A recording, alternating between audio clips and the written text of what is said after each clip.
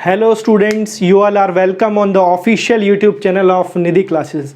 बच्चों, आप सबका स्वागत है हमारे ऑफिशियल यूट्यूब चैनल पर। और आज आप लोगों को समझाने वाला हूं मैं बड़ा ही important topic, past perfect tense.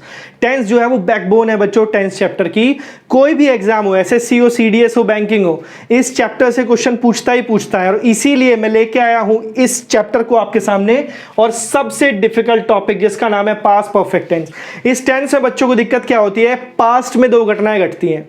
जैसे मेरे आने से पहले वह खाना खा चुका था। अब दो घटनाएं घटी, बच्चा कंफ्यूज, वो समझ ही नहीं पाता किस सेंटेंस को मैं पास्ट परफेक्ट में बनाऊं और किसको पास्ट इंडेफिनिट में। इसी कंफ्यूजन को चलो दूर करते हैं।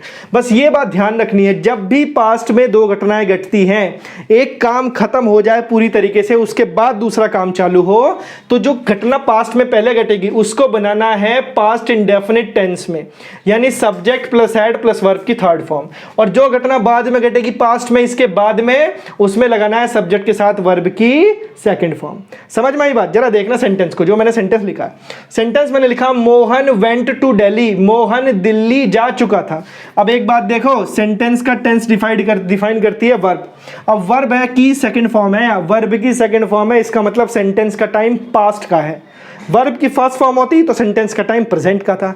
यानी अब वाक्य का मतलब ये नहीं है कि मोहन जा चुका है, वाक्य का मतलब है मोहन जा चुका था या मोहन गया था। बिफोर हिज मदर केम, अपनी माता जी के आने से पहले मोहन गया था अपनी माता जी के आने से पहले। यानी पास्ट में दो घटनाएं घटी, एक तो उसकी माता जी का चला जाना, ये भी वर्ब की सेकंड फॉर्म है, पास्ट में घटी है ना। तो पास्ट इंडेफिनिट की पहचान क्या है, वर्ब की सेकंड फॉर्म आती है ना।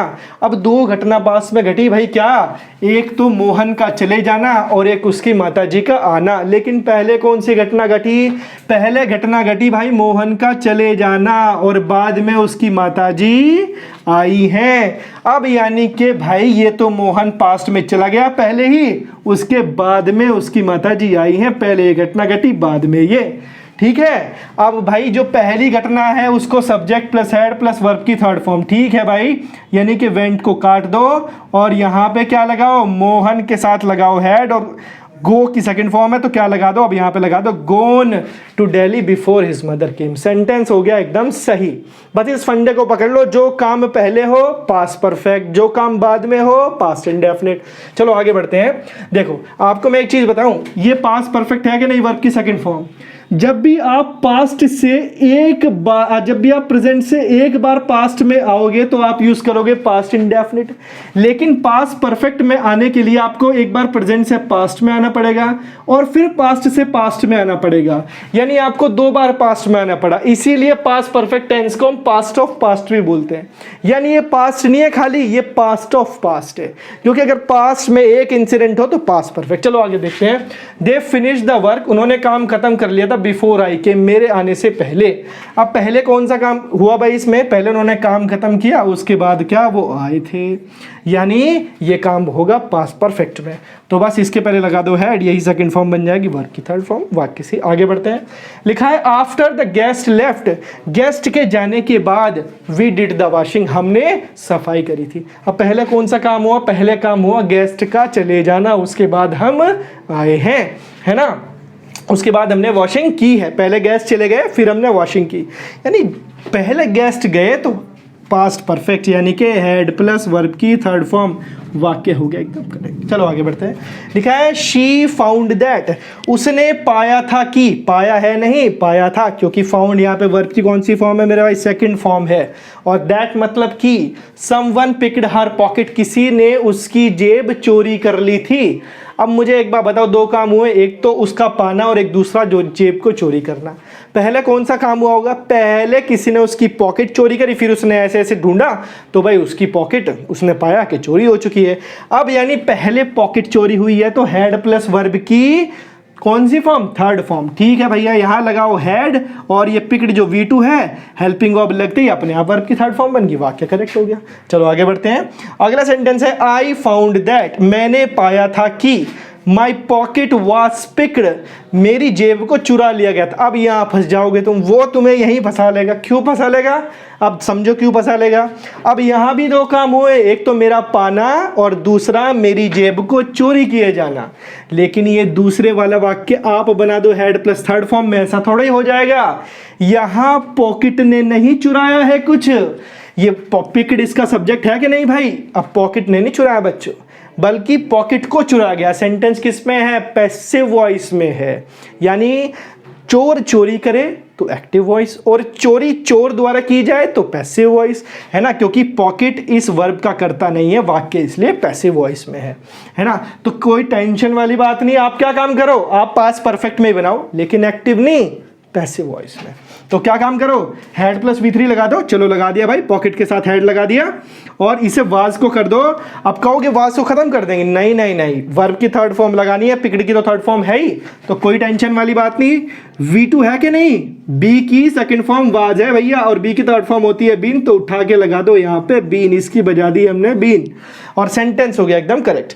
आई found that my pocket had been picked, sentence एकदम सही है ना। मेरा दावा है 80% बच्चे जो हैं इस सेंटेंस को सही नहीं कर पाएंगे, और उसे पहली बार में बनाए। नेक्स्ट सेंटेंस है she typed all the letters last evening, यानी उसने सारे लेटर टाइप कर लिए थे लास्ट इवनिंग। अब देखो यहाँ एक घटना घटी कि नहीं घटी, एक ही घटना घटी है, और उसका पॉइंट ऑफ टाइम क्या दिया हुआ है, पिछली शाम। पिछली शाम में उसने लेटर टाइप करे थे और काम हुआ एक। भाई एक बात बताओ जरा बच्चों मुझे, यहाँ पे घटना के घटित होने का टाइम कब का है, पिछली शाम को। यानी पिछली शाम ये रही, और पिछली शाम को उसने लेटर टाइप कर दिए थे। भाई जब पास में एक ही घटना हुई है तो वर्ब की सेकंड फॉर्म आएगी, यानी कि पास्ट इंडेफिनिट टेंस। समझे, पास्ट परफेक्ट का कोई मतलब नहीं, यानी वाक्य एकदम क्या है, करेक्ट है। अगला देखते हैं, देखो ये दोनों सेंटेंस तुम्हें ऐसा घुमाएंगे, याद रखोगे तुम, देखो कैसे लिखा है। She typed all the letters, उसने सारे लेटर टाइप कर दिए थे bye last evening. Bye last evening का मतलब क्या है, बाय का मतलब होता है तक, अगर इसके बाद कोई टाइम यूनिट लगा हो। बाय 9 PM 9 बजे तक, बाय लास्ट इवनिंग यानी कल शाम तक, बाय नेक्स्ट मंथ अगले महीने तक, है नहीं, यानी कि बाय लास्ट इवनिंग पिछली शाम तक। यानी उसने सारे लेटर टाइप कर लिए थे पिछली शाम तक। पिछली शाम को नहीं, अगले वाला वाक्य कहता है पिछली शाम को, नीचे वाला वाक्य कहता है पिछली शाम को नहीं, पिछली शाम तक। बस यही जो है मेरे पढ़ाने में डिफरेंस आ जाएगा। क्यों, ये मैं आपको इससे आगे की चीज़ बता रहा हूँ, इस वजह से समझना ध्यान से। देखो पास्ट परफेक्ट टेंस को हम जब दो घटनाएं पास में घटेंगी तब तो यूज़ करेंगे ही, लेकिन अगर पास्ट के किसी डेफिनेट पॉइंट ऑफ टाइम की बात आ जाए, यानी एक निश्चित समय की बात, और उससे पहले कोई घटना घटे, तो तब भी हम पास्ट परफेक्ट टेंस का ही यूज करते हैं। यानी हेड प्लस वर्ब की क्या लगाएंगे, थर्ड फॉर्म लगाएंगे। देखो ध्यान से, अब भाई पिछली शाम को नहीं घटी घटना, पिछली शाम को घटती तो वर्ब की सेकंड फॉर्म थी, पिछली शाम से पहले, यानी पिछली शाम तक नहीं, पिछली शाम से पहले, यानी ये आए पास्ट में पिछली शाम को, और पिछली शाम से पहले काम हुआ। तो हम क्या काम करेंगे, यहां पे लगाएंगे भैया past perfect head plus verb की थर्ड फॉर्म। बस हेड लगा दो, हेड टाइप तो है यहाँ पे, ठीक है। She had typed all the letters by last evening, सही हो गया। अगला देखो लिखा है Raju had returned from college just then. Raju college से तभी के तभी लौटा था। जस्ट देन क्या है, ये जस्ट नाउ की पास्ट फॉर्म है, जस्ट नाउ अभी अभी, और जस्ट देन तभी। यानी राजू कॉलेज से तभी नहीं लौटा था, तब से पहले लौटा था, यानी ये भी पास्ट परफेक्ट में, यानी वाक्य एकदम क्या है बच्चों, करेक्ट है। ठीक है, अगर आप सब लोगों को एक टॉपिक अच्छे से समझ में आए ना, तो बच्चों कमेंट करना और मुझे बताना ऐसा कौन सा टॉपिक है जो मैं आपको समझाऊं, आपको माइंड में कंफ्यूजन रहता है ना। अगर समझ में आए ये टॉपिक आपको, तो वीडियो को लाइक करना, चैनल को सब्सक्राइब करना, और ज़्यादा से ज़्यादा शेयर करना वीडियो को। धन्यवाद वीडियो देखने के लिए।